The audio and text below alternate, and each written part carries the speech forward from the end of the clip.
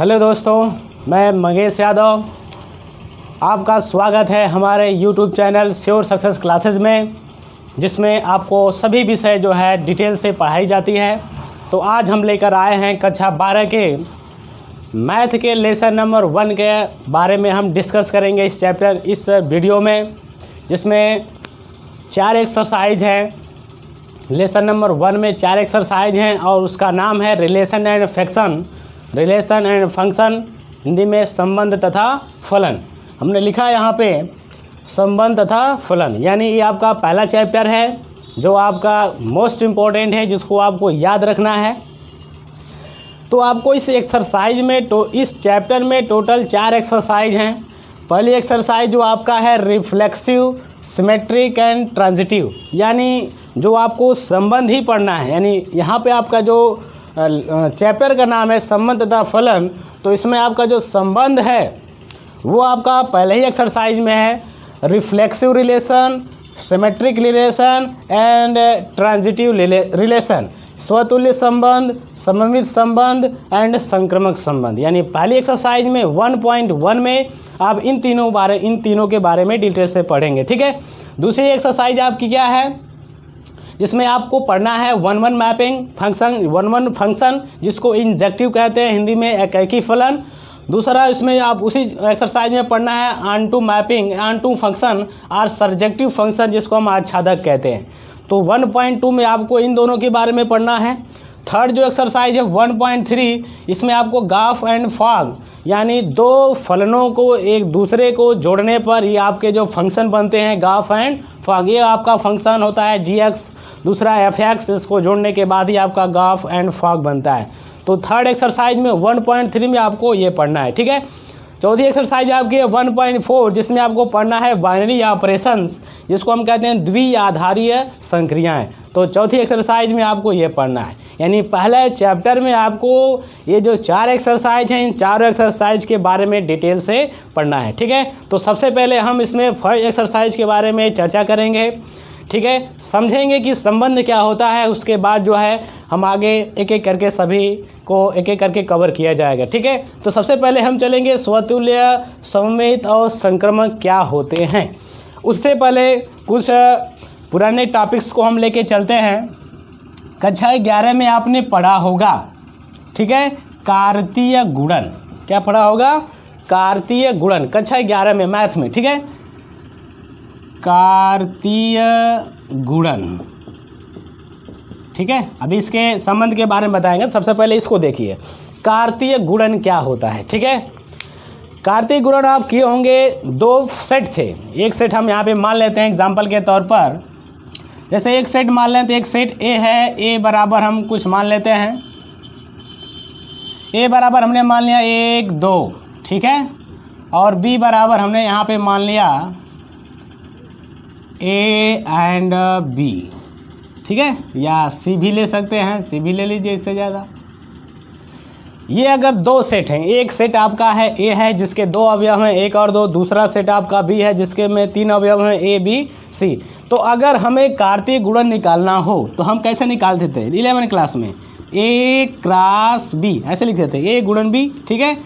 ये क्या होता था, इसमें हम क्या लिखते थे, यानी पहले सेट का पहला अवयव, दूसरे सेट का पहला अवयव, यानी 1 × ए, ये हो गया आपका, ठीक है।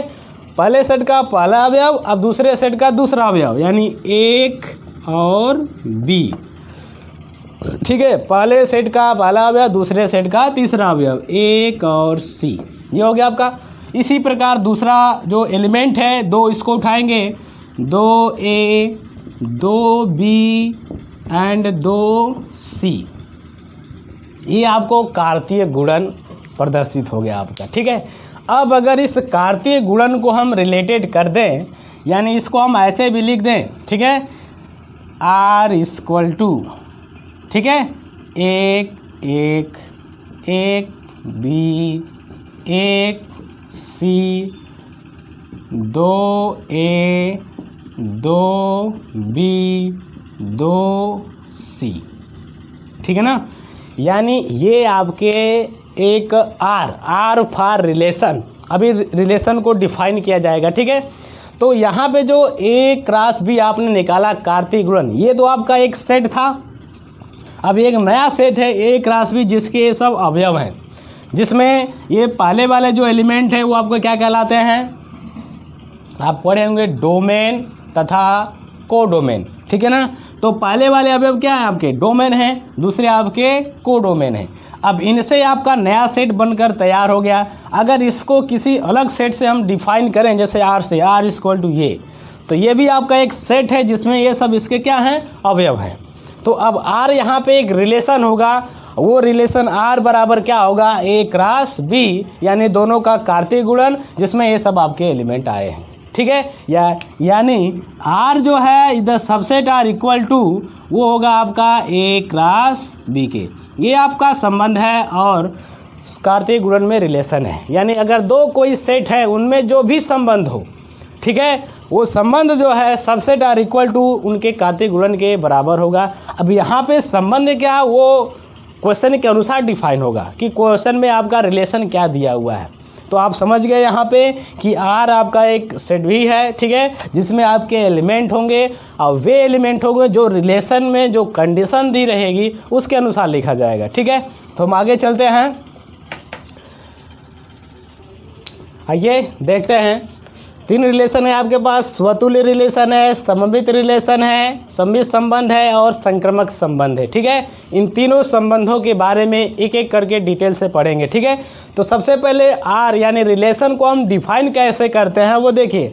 Are is a set, R एक ऐसा सेट है, एक्स वाई इसके आपके अवयव हैं, such that x is belonging to A and y is belonging to B, यानी एक्स जो है ए सेट का अवयव है, यानी कोई दो सेट होंगे ए और बी में एक्स जो है ए का अवयव है और वाई जो है वो सेट बी का अवयव है, ठीक है। और इसको ऐसे भी लिख सकते हैं, लिखते हैं x R y. For example relation, तो दो सेट होंगे, रिलेशन हमेशा दो लोगों के बीच में ही होगा। जैसे कहते हैं राम सोहन का पिता है, तो राम जो है सोहन का क्या है, पिता, जिसमें पिता क्या रिलेशन है, रिलेशन यानी पिता वो आपका रिलेशन है फादर, कि वो दर्शाता है कि राम जो है सोहन का पिता है। तो रिलेशन आपको दो सेट के बीच में होगा। जैसे यहाँ पे दो सेट है, एक सेट ए है एक सेट बी है। अब आर एक ऐसा रिलेशन है, ठीक है, एक्स आर वाई एक ऐसा रिलेशन है, आर फॉर रिलेशन, एक्स जो है पहले वाले सेट का अवयव है, वाई वाला दूसरे सेट का अवयव है। आर एक ऐसा रिलेशन है कि दोनों एक दूसरे से संबंधित है, जिसको हम ऐसे एक्स वाई करके ऐसे सारे एलिमेंट लिख सकते हैं। जैसे इससे पहले अभी जस्ट हमने बताया था एग्जाम्पल के तरफ, जैसे मान लेते हैं आर बराबर, ठीक है, अभी हमने लिखा था एक ए एक बी, ठीक है, दो ए दो बी। तो यहाँ पे आप देख सकते हैं एक और दो, ये आपके किसके अवयव हो जाएंगे, सेट ए के। बी, ए और बी किसके अवयव हो जाएंगे, सेट बी के। और ये किसी न किसी प्रकार एक दूसरे से संबंधित है। तो आर एक ऐसा सेट है, ये इसके क्या है, आपके अवयव हैं। तो ये आपका रिलेशन यानी संबंध की डेफिनेशन आपको पता चल गई, ठीक है। अब संबंध कितने प्रकार के होते हैं, संबंध तीन प्रकार के होते हैं। एक आपका है रिफ्लेक्सिव, ठीक है, जिसको स्वतुल्य कहते हैं। दूसरा है सिमेट्रिक यानी सममित संबंध, और तीसरा आपका है ट्रांजिटिव यानी संक्रमक संबंध, ठीक है। अब इनकी अलग अलग डेफिनेशनें देखिए। डेफिनेशन अगर आपको समझ में आ जाएगी तो चैप्टर आपके लिए आसान हो जाएगा। तो सबसे ज़रूरी है इन संबंधों के बारे में समझना। अगर संबंध आपको आसानी समझ में आ गया तो कोई भी न्यूमेरिकल कोई भी सवाल है आपका बुक का, वो आसानी से आप सॉल्व कर सकते हैं, ठीक है। तो सबसे पहले इसमें जो स्वतुल्य संबंध है उसको देखते हैं। तो स्वतुल्य संबंध यानी रिफ्लेक्सिव रिलेशन, ठीक है। और रिफ्लेक्सिव रिलेशन को हम कैसे डिफाइन करते हैं कि जो सेट होगा, ठीक है ना, उसका फॉर ऑल एलिमेंट यानी उसके सभी अवयव किसी सेट के हों ए के, तो जो संबंध दिया हुआ है उस क्वेश्चन में जो रिलेशन है वो आपका उस कोई भी एक अवयव उसमें से उठाएं और जो संबंध दिया हुआ है उसी के साथ कंपेयर कीजिए।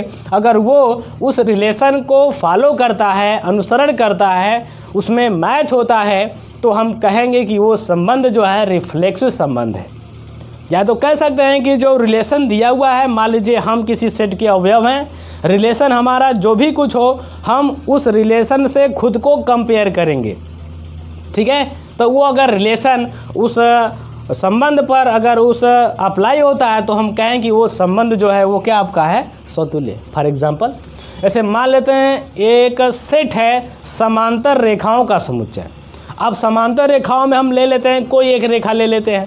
अब एक रेखा ले लिया हमने, ठीक है, तो क्या एक रेखा आपकी समांतर रेखाओं का समुच्चय है, तो कोई भी एक सरल रेखा वो खुद के समांतर होती है। ये आपका सही है, ठीक है। एक रेखा ए है वो खुद के समांतर है, होगी कि नहीं होगी, डेफिनेटली होगी। तो कोई भी रिलेशन दिया रहेगा तो उसको उसी अवयव के साथ उसमें से किसी एक अवयव को उठाएंगे उस सेट का और रिलेशन पर अप्लाई करेंगे। अगर उसको फॉलो करता है तो कहेंगे वो आपका क्या है, रिफ्लेक्सिव संबंध। जैसे मान लीजिए अगर हमने कहा कि ए जो है बी का पिता है, ए जो है बी का क्या है, पिता है, फादर है। ए बी का पिता यानी ए पिता हो गया, बी उसका पुत्र हो गया। अब ये कोई सेट है, मान लेते हैं एक सेट है, इसके अवयव है, तो उसमें से ए जो अगर हम ए एलिमेंट को उठाएं तो कोई भी व्यक्ति खुद का पिता नहीं होता, क्योंकि यहाँ पे रिलेशन क्या है आपका, पिता का है।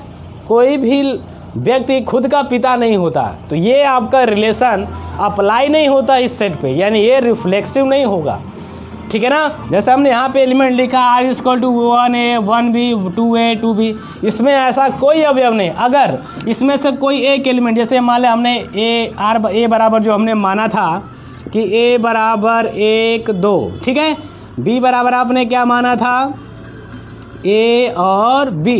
अगर इस R में, इस रिलेशन में अगर क्या आ जाता, 1 और 1 आ जाता, या 1 1 आ जाता और क्या आ जाता, 2 और 2 आ जाता, ठीक है। यानी इसी रिलेशन में अगर 1 1 आ जाता, 2 2 आ जाता, यानी इस रिलेशन में आना चाहिए, सेट में नहीं। सेट जो दिया होगा, ठीक है ना, वो रिलेशन पर अप्लाई करेंगे उसको, और रिलेशन में अगर वो अवयव मिलते हैं, कैसे, a is belonging to R, यानी कोई भी अवयव है रिलेशन के अनुसार रखने पर वो खुद उस सेट में बिलोंग करता है, उस रिलेशन को अप्लाई करता है, फॉलो करता है, तो हम क्या कहेंगे कि वो संबंध जो है आपका क्या है, स्वतुल्य संबंध है। जैसे हमने बताया समांतर रेखाओं का समुच्चय, यानी कोई भी जो रेखा है वो खुद के समांतर होती है, तो ये आपका अप्लाई होता है, ठीक है। दूसरा देखिए, दूसरा आपका सममित संबंध यानी सिमेट्रिक रिलेशन। सिमेट्रिक रिलेशन क्या है, कोई भी दो सेट है उसमें जो भी अवयव हैं, इफ़ ए एंड बी यानी ए और बी जो हैं, ए बी जो है किसी रिलेशन के अवयव हैं ए और b, that is belonging to R, relation में है अगर, then imply that b a is belonging to R, यानी अगर ए बी उस ए बी जो आपके अवयव है उस रिलेशन के, उसका अपोजिट रिवर्स, ठीक है ना, जो अवयव हैं जैसे ए बी, उसका अपोजिट क्या हो गया, बी इंटू ए, अगर वो भी उसी सेट में मौजूद है तब हम कहेंगे कि वो रिलेशन आपका क्या है, सममित रिलेशन, सममित संबंध होगा, ठीक है ना। यानी ये जरूरी चीज़ें आपको, जैसे इसकी जगह कोई आप डिजिट ले सकते हैं, जैसे R = अगर हमने ले लिया, R = ले लिया 1 2, ठीक है ना, 1 3 1 4, ठीक है, और अगर इसी में मान लीजिए 2 1 आ गया, ठीक है, तो ठीक है, इसी में अगर मान लीजिए 2 1 आ गया, ठीक है, तो देखिए 1 2, ये तो आ गया आपका, दो एलिमेंट हैं इसके 1 और 2, और इसका रिवर्स ये 2 और 1, ठीक है, ये भी इसमें मौजूद है। इसी तरह जो भी सेट आपका दिया उस सेट के सभी अवयव का रिवर्स होना चाहिए, रिवर्स मतलब अपोजिट होना चाहिए, जैसे ए बी है तो बी होना चाहिए। और कोई सेट जैसे यहाँ पे हमने लिखा है ए = 1 2, ठीक है ना, तो 1 का भी रिवर्स होना चाहिए, जैसे 1 ए और ए 1, यानी R में क्या होना चाहिए, 1 ए और क्या होना चाहिए, ए और 1 भी होना चाहिए। 2 के साथ इसको निकालेंगे, 1 और 2 और ए और 2, ये दोनों होने चाहिए, ठीक है। बी के साथ अगर निकालेंगे तो सेम प्रोसेस, ठीक है ना। यानी कोई भी दो अवयव है उनका रिवर्स प्रक्रम, रिवर्स क्रम जो है अगर उस सेट में, उस रिलेशन में अगर मौजूद है तो उस रिलेशन को हम कहते हैं सममित संबंध। यानी ए और बी अगर एलिमेंट हैं किसके, आर के, तो बी और ए भी एलिमेंट होना चाहिए उस आर के, तब क्या कहेंगे कि वो संबंध क्या आपका है, सममित संबंध है। फॉर एग्जांपल ले लेते हैं, जैसे एग्जांपल पे जैसे दो लड़के हैं राम और श्याम, ठीक है ना, दो लड़के हम ले लेते हैं राम और श्याम, ठीक है ना। हमने कहा राम की हाइट जो है वो श्याम के बराबर है, ठीक है, राम की हाइट जो है श्याम के क्या है, बराबर है। तो श्याम की हाइट क्या राम के बराबर होगी कि नहीं, डेफिनेटली होगी। यानी राम की हाइट श्याम के बराबर है तो श्याम की हाइट भी क्या होगी, राम के बराबर होगी। यानी राम कामा श्याम और उसका रिवर्स श्याम कामा राम, रिलेशन क्या है, हाइटें जो है बराबर हैं, जो भी हाइट दिया रहेगा रिलेशन में, तो ये आपका संबंध क्या होगा, आपका सममित संबंध होगा। कौन नहीं होगा, जैसे हमने यहाँ पे एग्जाम्पल लिखा था ए बी का पिता है, तो यहाँ पर रिलेशन क्या है, पिता का, यानी आर क्या है, रिलेशन पिता का है, तो हमने लिख दिया ए इंटू बी आर में, ठीक है ना, ये हमने लिख दिया ए इंटू बी, यानी ए बी का पिता। क्या इसको रिवर्स लिख सकते हैं, बी इंटू ए, नहीं लिख सकते, ठीक है ना, कि ए बी का पिता है तो उल्टा करके लिख सकते हैं, क्या बी ए का पिता होगा, नहीं होगा, पुत्र होगा, यानी ये गलत है, ठीक है। तो ये आपका एक सममित संबंध नहीं होगा, ठीक है। तो कोई भी रिलेशन है वो सममित होगा यदि a b is belonging to R that relation, then imply that b and a are belonging also belonging to in that relation, तो हम उसको कहेंगे कि वो आपका सममित संबंध है, ठीक है। थर्ड, एक आखिरी आपका है संक्रमक संबंध, यानी ट्रांजिटिव रिलेशन। संक्रमक संबंध क्या होता है, संक्रमण में आपको क्या देखना है कि अगर कोई भी सेट है उसके जो रिलेशन में अवयव हैं, ठीक है, a b are belonging to R, यानी ए बी जो रिलेशन में है and b C R belonging to R, b c भी उसी रिलेशन में है, उसी रिलेशन के आपके एलिमेंट हैं, then imply that a and c are belonging to R, यानी ए बी इसमें पहला एलिमेंट, दूसरा एलिमेंट इसका जो सेट है आर में बिलोंग करता है, एंड बी एंड सी इसका दूसरा वाला, ठीक है, और एक तीसरा एलिमेंट आया है C, B C R belonging to R. तो पहले वाले टर्म का जो आपका ए है, इन दोनों में आपको कॉमन कौन सा एलिमेंट है, बी कॉमन है, तो इसमें का जो पहला एलिमेंट ए है और इसमें का जो तीसरा एलिमेंट सी है, ए बी है और बी सी है, तो ए और सी में यानी जो रिलेशन ए का बी से है और बी का सी से है वही रिलेशन ए का सी से होना चाहिए, ठीक है। यानी जो रिलेशन ए का बी से है और बी का सी से है वही रिलेशन ए का सी से अगर मिलता है, मैच होता है, तो हम कहेंगे कि वो रिलेशन जो है वो आपका है संक्रमक संबंध है, ठीक है। यानी ये चीज़ आपको याद रखनी है कि अगर जो पहले और दूसरे में जो संबंध है, दूसरा तीसरे में जो संबंध है, वही संबंध पहला और तीसरे में होना चाहिए, तब उसको हम क्या कहेंगे, संक्रमक संबंध कहेंगे। एग्जाम्पल में ले सकते हैं, जैसे एक रेखा, दो रेखा, तीन रेखा, तीन रेखाएं हैं, ठीक है ना। पहली रेखा दूसरी के समांतर है, दूसरी रेखा तीसरी के समांतर है, तो क्या पहली तीसरी के समांतर होगी, डेफिनेटली होगी, ठीक है। और एग्जाम्पल जैसे राम की हाइट श्याम के बराबर है, श्याम की हाइट मोहन के बराबर है, तो क्या राम की हाइट मोहन के बराबर होगी, डेफिनेटली होगी। तो ये संबंध आपका क्या होगा, संक्रमक संबंध होगा, नहीं होगा। जैसे एग्जाम्पल ऐसे कह दें, ए जो राम जो है ए बी का पिता है, बी जो है सी का पिता है, या एग्जाम्पल दूसरा ले सकते हैं, ठीक है ना।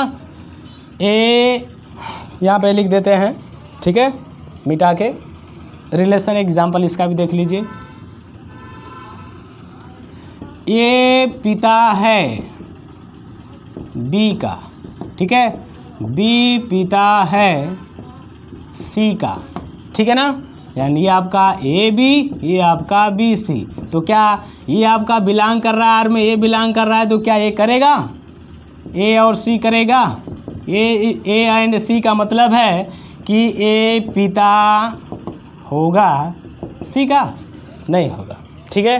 ए पिता है बी का, बी पिता है सी का, तो क्या ए पिता होगा सी का, नहीं होगा, दादा होगा। इसका मतलब जो है ये रिलेशन आपका जो क्या होगा, संक्रमक संबंध नहीं होगा। तो ये तीन संबंध थे, यहाँ पे हमने इसकी डेफिनेशन भी लिखी है, तो आप इसको चाहे तो नोट कर सकते हैं। तो ये चीज़ें आपको याद रखनी है, ठीक है। इसके बाद जो है आप चैप्टर में चलेंगे 1.1 में कैसे सवाल हैं उसको सॉल्व किया जाएगा, लेकिन उससे पहले आपको ये रिलेशन जानना बहुत ज़रूरी है। ठीक है। हाँ, एक चीज़ और इसमें है कि अगर कोई भी संबंध, कोई भी क्वेश्चन दिया हुआ है जिसमें आपका स्वतुल्य संबंध भी अप्लाई होता है, सममित संबंध भी अप्लाई होता है, संक्रामक संबंध भी अप्लाई होता है, तो उन तीनों रिलेशन अगर मैच होते हैं तो उसको कहते हैं तुल्यता संबंध, इक्विवेलेंट रिलेशन। यानी if a reflexive, symmetric and transitive, तीनों ही रिलेशन, ठीक है, किसी भी रिलेशन पर किसी भी क्वेश्चन में अप्लाई होते हैं तो उसको कहते हैं वो इक्विवेलेंट रिलेशन है, तुल्यता संबंध है उनमें। ठीक है। तो ये तीनों रिलेशन आपको याद रखना है। अब इसके बाद हम एक्सरसाइज शुरू करेंगे, उसके लिए अगले वीडियो में हम आएंगे। ठीक है। तब तक के लिए जो है हमारे चैनल को सब्सक्राइब करें, शेयर करें, लाइक करें, कमेंट करें, जितना हो सके आप जो है ज़्यादा से ज़्यादा शेयर करें। तब तक के लिए धन्यवाद। जय हिंद।